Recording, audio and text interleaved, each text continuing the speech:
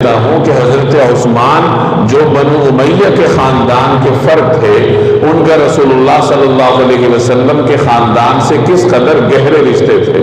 حضرت عثمان رضی اللہ تعالی عنہ کی نانی کا نام ام حکیم البیضاء بنت عبد المطلب تھا، جو سیدنا عبد المطلب کی بیٹی تھی۔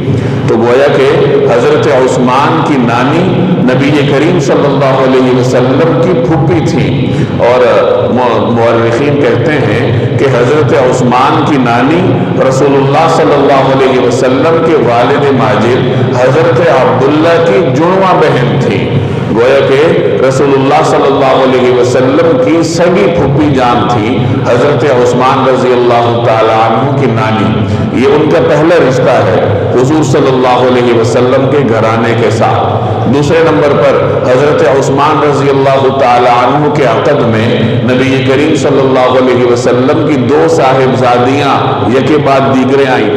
تیسرے نمبر پر حضرت عثمان رضی اللہ تعالی عنہ کے بیٹے حضرت ابان بن عثمان کے عقد میں حضرت علی رضی اللہ تعالی عنہ کے بھائی حضرت جعفر بن ابی طالب رضی اللہ تعالی عنہ کی پوتی تھی۔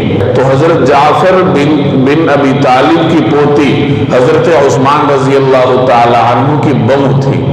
تین رشتے ہوئے۔ چوتھے نمبر پر حضرت عثمان رضی اللہ تعالی عنہ کے ایک پوتے کا نام زید بن عمر بن عثمان تھا، اور ان کے عقد میں سیدنا حسین رضی اللہ تعالی عنہ کی صاحبزادی حضرت سکینہ بنت حسین رضی اللہ تعالی عنہ تھی۔ چار رشتے ہوئے۔ پانچویں نمبر پر حضرت عثمان رضی اللہ تعالی عنہ کے ایک اور پوتے تھے عبداللہ بن عمر بن عثمان۔ ان کے عقد میں حضرت حسین رضی اللہ تعالی عنہ کی ایک اور صاحبزادی حضرت فاطمہ بنت الحسین رضی اللہ تعالی عنہ تھی۔ تو بنو امیہ کے خاندان کے ایک رکن حضرت عثمان کے نبی کریم صلی اللہ علیہ وسلم کے گھرانے کے ساتھ اس قدر کثیر رشتے تھے۔